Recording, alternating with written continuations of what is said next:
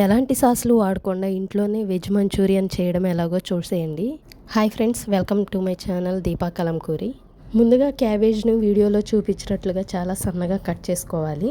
4 టమాటాలని ముక్కలుగా కట్ చేసుకొని మెత్తటి పేస్ట్గా మిక్స్ చేసుకొని పక్కన పెట్టేసేయండి. ఇప్పుడు సన్నగా కట్ చేసుకున్న క్యాబేజ్ ముక్కల్లో తగినంత ఉప్పు, పసుపు, అలాగే కారం, మీరు కారానికి తగ్గట్టుగా కారం వేసుకోండి.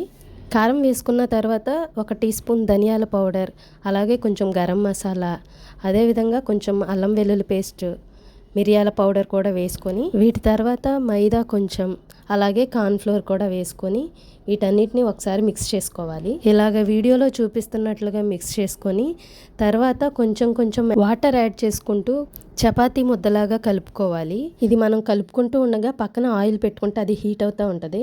ఇలాగ ఒక చపాతీ ముద్దలాగా చేసుకున్న తర్వాత బాగా వేడెక్కిన ఆయిల్లో ఇలాగ బాల్స్ లాగా చేసుకొని వేయాలి.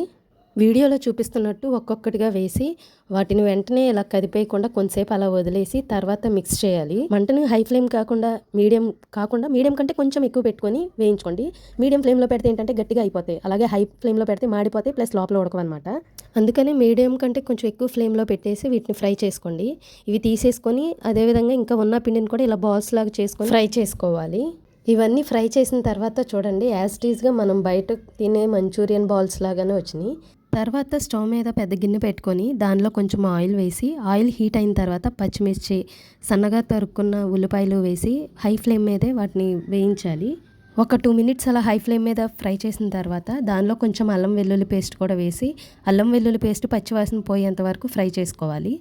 తర్వాత సన్నగా కట్ చేసుకున్న కరివేపాకును కూడా వేసి ఒకసారి మిక్స్ చేసుకున్న తర్వాత మనం పేస్ట్ పట్టిన టమాటోస్ ఉన్నాయి కదా, ఆ టమాటో పేస్ట్ని వేసి దానిలో కొంచెం వాటర్ కూడా పోసుకొని బాగా మిక్స్ చేసుకొని టమాటోలోని పచ్చివాసన పోయి ఆయిల్ పైకి తేలేంత వరకు కూడా మీడియం ఫ్లేమ్ మీద పెట్టుకొని ఉడికించుకోవాలి.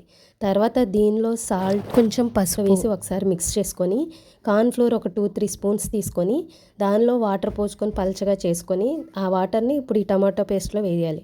ఇవి వేసి ఒకసారి మిక్స్ చేసిన తర్వాత మంచూరియన్ బాల్స్ కూడా దీనిలో వేసేయాలి. ఈ మంచూరియన్ బాల్స్ వేసిన తర్వాత బాగా మిక్స్ చేసుకోవాలి.